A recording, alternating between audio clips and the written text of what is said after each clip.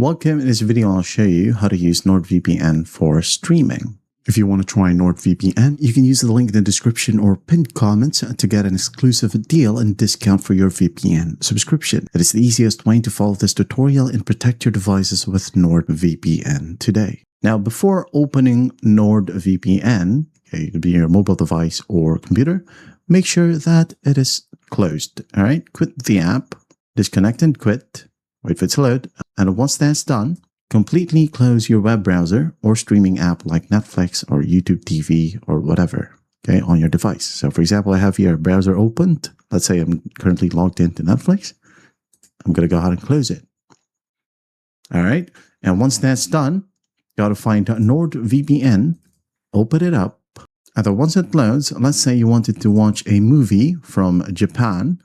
Well, you could just go ahead and look for Japan right here in the search bar, click on it, wait for it to load, and once it loads, once it's active and it says secured right here, well, you can now then go ahead and open up your web browser or any other streaming platform. Maybe you have the Netflix app, Hulu app, a Disney app, you name it. Just log in and you're good to go.